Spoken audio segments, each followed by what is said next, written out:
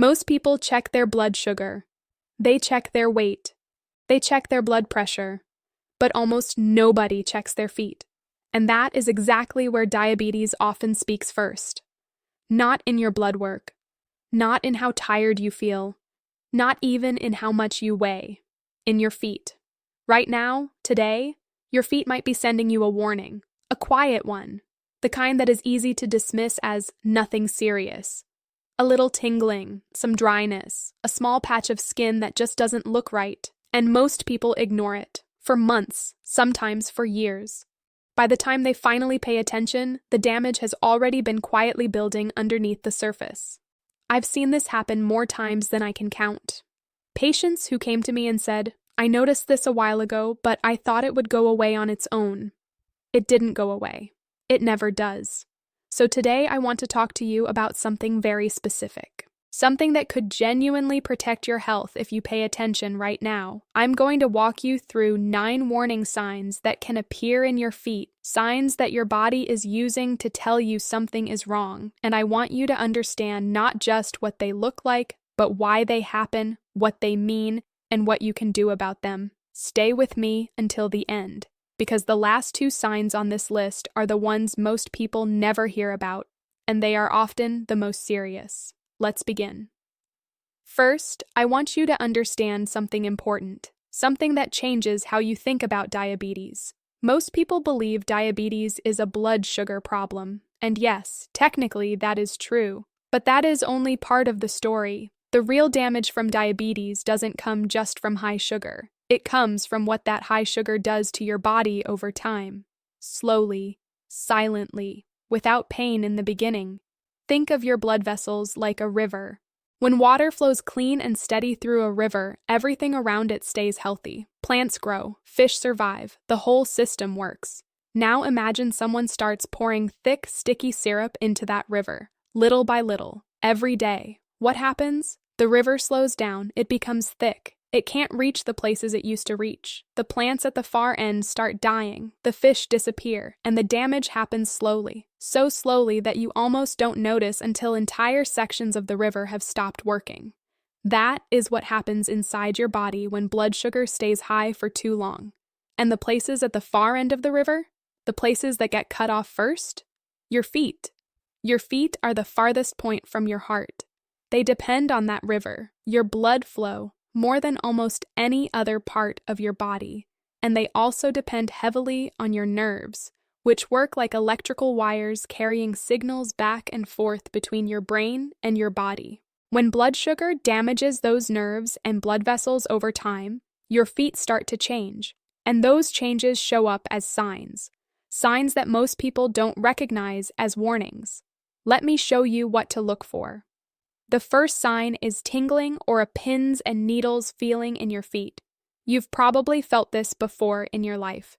You sit too long in one position, your foot falls asleep, and when you stand up, you get that buzzy, tingly sensation. That is normal. It goes away quickly.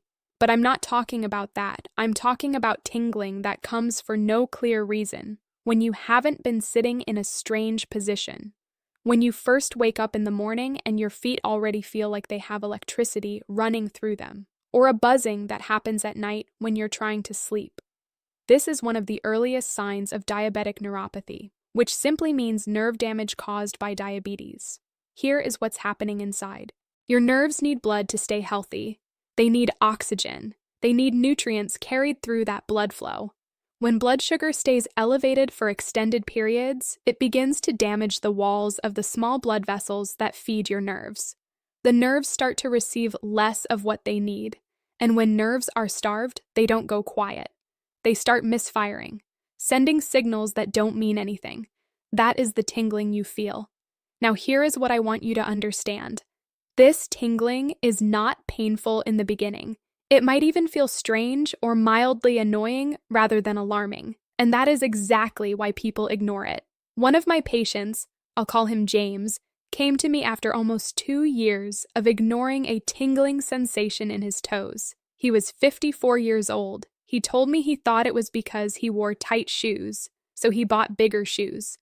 The tingling stayed. He thought maybe he wasn't stretching enough, so he started stretching in the mornings. The tingling stayed. It wasn't until his wife noticed that the tingling had spread up toward his ankles that they finally came in. By that point, the nerve damage was already at an intermediate stage.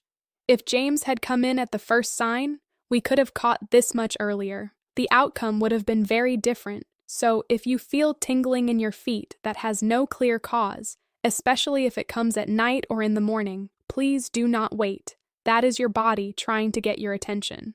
The second sign is numbness in your feet or toes. Numbness is the next stage after tingling, and in many ways, it is more dangerous. Not because it hurts, it doesn't, but because it means the nerve damage has progressed further. When your feet become numb, you lose something critical. You lose your ability to feel. That might not sound frightening at first, but think about what that means in practice. You step on a small stone and don't feel it. You walk around with a small cut on your foot and don't know it's there. You put on shoes that are slightly too tight and don't notice the pressure building on one spot. And all of those things, the stone, the cut, the pressure, start causing damage that you cannot feel. This is how diabetic foot complications begin. Not from one dramatic event, from small injuries that go unnoticed because the warning system, your nerves, has been damaged. I want you to do a simple test right now or later today. Take your finger and gently press on different spots on the bottom of your foot. Then do the same on your toes, then along the sides. Pay attention to whether you feel the pressure evenly across your foot, or whether some areas feel less responsive than others. This is not a medical diagnosis, but if you find areas that feel strangely dull or numb compared to others, that is something worth discussing with your doctor. The third sign is pain or burning in your feet, especially at night. This one seems contradictory after what I just said about numbness, but nerve damage doesn't always follow a straight path. For many people, nerve damage first causes pain before it leads to numbness. And for some people, painful areas and numb areas exist in the feet at the same time. The kind of pain I'm describing is different from a sore muscle or a tired foot after a long day. This is a burning feeling. Sometimes it feels like heat coming from inside the foot. Sometimes it feels like sharp, shooting pain. Sometimes it feels like someone is pressing something hot against the sole of your foot. And the timing matters. This pain tends to get worse at night, not better. When you lie down, when the room is quiet, when there are fewer distractions, that is when the burning intensifies. Why at night? Because during the day, you're moving, you're distracted. Your brain is processing 100 other signals. But at night, the noise quiets down. And the nerve signals your brain has been partially ignoring during the day suddenly feel louder. If you've been waking up at night with burning or pain in your feet, and you've been chalking it up to poor circulation or just getting older, I want you to take that seriously. It could absolutely be related to blood sugar, even if you have never been diagnosed with diabetes, even if your doctor told you years ago that your blood sugar was fine. Blood sugar can drift gradually over time, and early nerve damage can begin even before a formal diabetes diagnosis is made. The fourth sign is dry or cracked skin on your feet. Now this one, most people dismiss immediately. Dry feet? That's just dry skin. That's normal. I just need more lotion. And yes, sometimes dry skin on the feet is just dry skin, especially if you live in a dry climate or don't moisturize regularly. But when dry skin on the feet appears alongside other changes, or when it is persistent and severe despite normal moisturizing, it can be a sign of something deeper. Here is the connection. Your skin produces oil and moisture through glands in your skin. Those glands are also controlled by nerves. When the nerves in your feet are damaged, those glands don't function properly. They produce less moisture. The skin becomes dry. It cracks. And cracked skin on the feet, especially around the heel, is not just uncomfortable. It is an entry point. Bacteria and fungi can enter through those cracks. And for someone with diabetes, who may already have reduced blood flow and a slower healing response, a small crack in the heel can become a serious infection faster than you would expect. This is something I always check during exams with my patients who have diabetes or prediabetes. The condition of the skin on the feet tells a story. Persistent dryness, flaking, peeling. These are not just cosmetic issues. They are signals. I'll tell you more about the connection to infection risk in just a moment. But first, let's talk about sign 5. The 5th sign is slow healing wounds or sores on the feet. This is one of the most important ones, and unfortunately, it is one that people often discover too late because the wound itself might not hurt. Let me explain what's happening in the body. Healing requires several things working together. It requires good blood flow to deliver oxygen and nutrients to the damaged area. It requires a healthy immune response to fight off bacteria. It requires nerve signals to alert you to the injury in the first place, and it requires your body to be in a state where it can mount a proper response. Diabetes disrupts almost all of these systems. High blood sugar thickens the blood, slows circulation, and reduces the efficiency of white blood cells, the immune cells that fight infection. So, when a wound appears on the foot of someone with uncontrolled blood sugar, the response is slower and weaker on every level. You might get a small blister from a new pair of shoes, or a tiny cut from walking barefoot. In a healthy person, that heals in a few days. For someone with diabetes and poor blood sugar control, that same wound can stay open for weeks. It can grow. It can become infected. And because nerve damage may have reduced sensation in the area, the person may not even feel that it is getting worse. This is how minor foot wounds in diabetics can escalate to serious situations, not because of one dramatic failure, but because of a quiet chain of reduced healing that goes unnoticed. If you have any wound, sore, blister, or cut on your foot that has been present for more than 2 weeks without healing well, please see a doctor. Do not wait. Do not try to treat it with home remedies alone. That is a medical situation. The 6th sign is changes in the shape or structure of your feet. This one surprises people, but it is real and it matters. There is a condition called Charcot foot, named after the neurologist who first described it, and it happens when nerve damage in the feet is severe. When the nerves are damaged, they can no longer properly signal the muscles and supporting structures of the foot. The result is that bones, joints, and ligaments can weaken, shift, and collapse. The foot literally begins to change shape. The arch flattens. The foot may appear swollen. The ankle and foot may feel warm to the touch. In some cases, bones can actually fracture, stress fractures, without the person ever feeling significant pain because the nerves are too damaged to transmit the pain signal. I want to be careful here. Charcot foot is more common in people who have had diabetes for many years without proper management. It is not something that happens overnight, but it is something people need to know about because it is often missed, even by doctors who are not specifically checking for it. If your feet look different than they used to, if one foot looks structurally different from the other, if your arch appears to be collapsing, if one foot seems unusually puffy or warm without an obvious cause, that needs to be evaluated. The 7th sign is discoloration of the skin on your feet or lower legs. Color changes in the skin of your feet and lower legs can tell you a great deal about what's happening in your circulation. If your feet look very pale or bluish when you elevate them and red or purplish when you let them hang down, that pattern is a sign of poor arterial blood flow. Your feet are struggling to receive oxygenated blood. If you notice a brownish or reddish-brown discoloration on your lower legs, especially around the ankles, that can be a sign of chronic venous insufficiency, where blood is pooling rather than returning efficiently to the heart.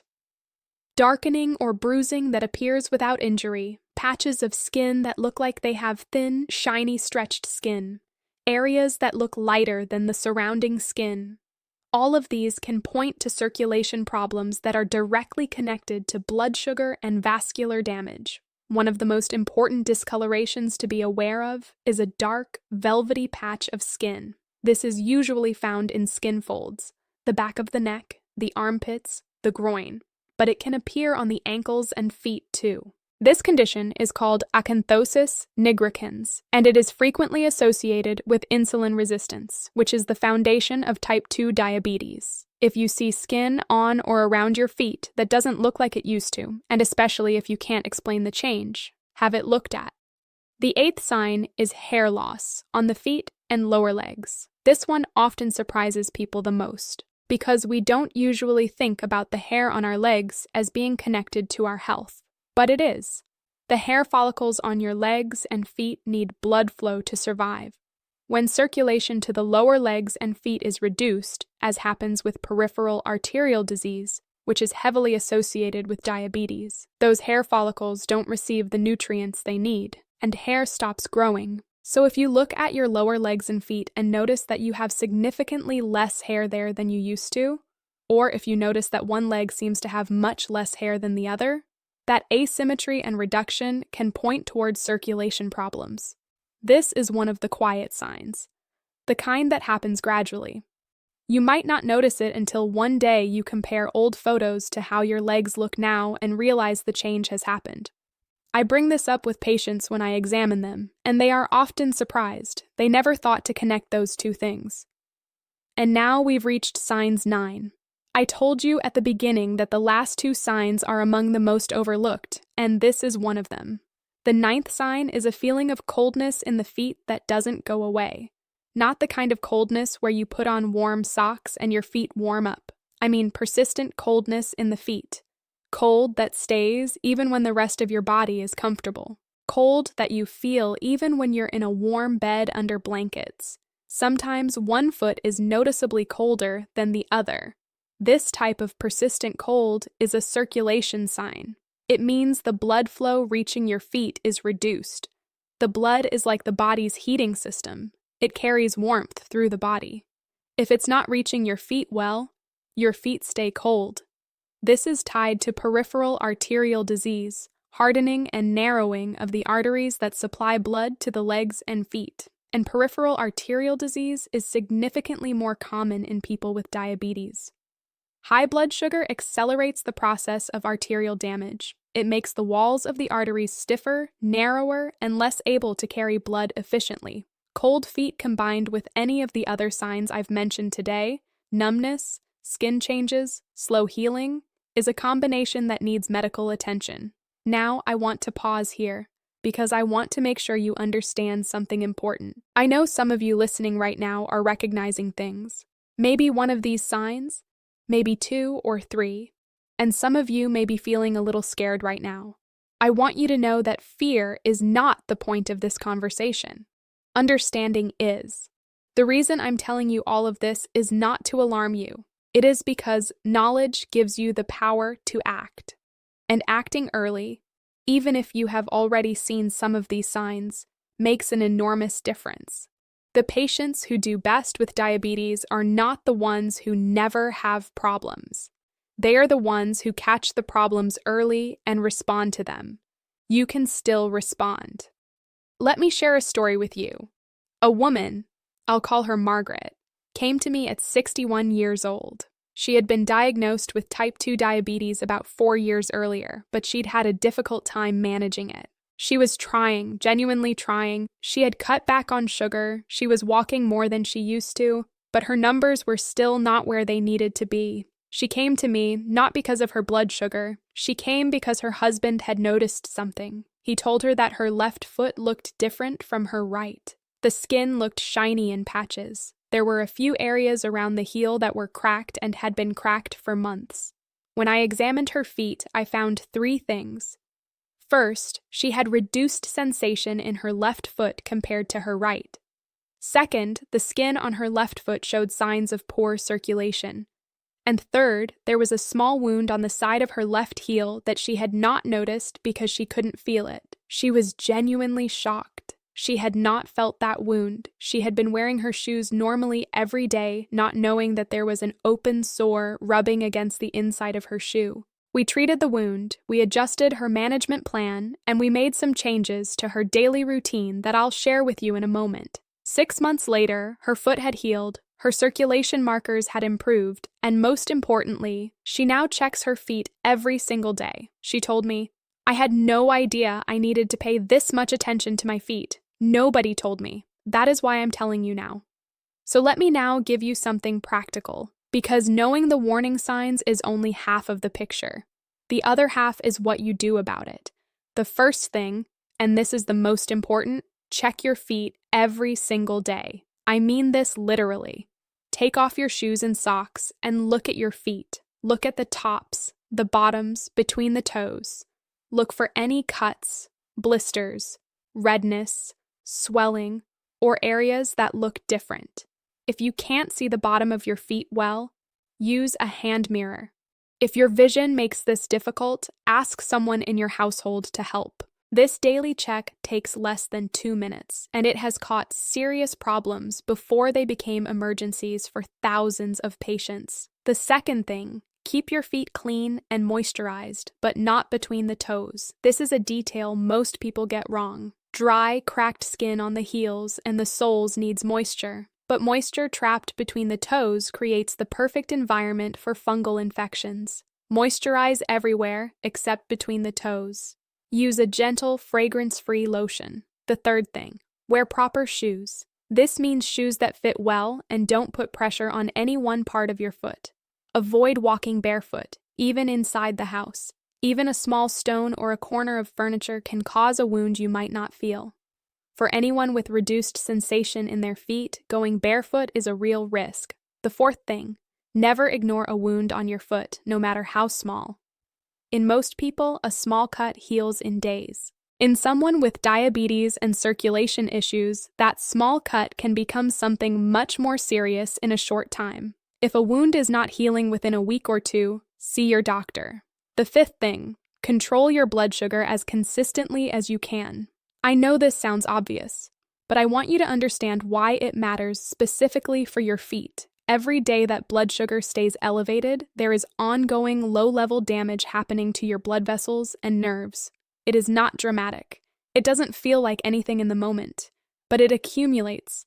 The single most protective thing you can do for your feet and for your nerves and circulation overall is to work consistently towards stable blood sugar. This doesn't mean perfection. Nobody achieves perfect blood sugar every single day. It means consistency, making better choices more often, reducing the frequency and severity of high blood sugar spikes. Every improvement matters. The sixth thing, see a podiatrist or a doctor who specializes in diabetic foot care at least once a year, even if your feet seem fine. Let them examine your feet professionally. They will check things that are hard to check yourself. The quality of nerve sensation using specific tests. The quality of circulation using specialized instruments. The structure of your feet and how your weight is distributed. This is called a comprehensive foot exam, and it is a standard part of diabetes management. If your doctor has not done this for you, ask for it. Now, before I close, I want to come back to something I said at the very beginning. People are not failing because they don't know enough. People are struggling because of small daily habits that repeat quietly, without drama, doing damage that is invisible in the moment. For many people listening to this, the habits that are putting your feet at risk are not dramatic. They are not things you feel are wrong. They are things like skipping the daily foot check because nothing has seemed wrong before. Moisturizing incorrectly and not knowing the difference. Wearing the same comfortable old shoes that have uneven wear built in from years of use. Not mentioning that tingling to the doctor because it seemed too small a thing to bring up. These are not failures. They are gaps. Gaps in information that nobody filled. Consider this your information. Starting today, you know what to look for, you know what it means, and you know what to do. The person who catches these signs early and responds to them is in a completely different situation from the person who discovers them late. The body has a remarkable capacity to stabilize and even partially recover when the right things are done consistently. You have not missed your window, but the window is not unlimited. Please, today, after this video ends, take off your shoes and socks. Look at your feet. Really look at them. Compare both feet. Notice anything different, anything that has changed, anything that matches what I've described today. If something concerns you, write it down. Take a photo, bring it to your doctor. Don't try to self-diagnose, but don't dismiss it either. Your feet are speaking to you. You just needed someone to help you understand the language. I hope today helped with that. Take care of yourselves. And please share this with someone you care about. because they may be experiencing one of these signs right now and have no idea what it means.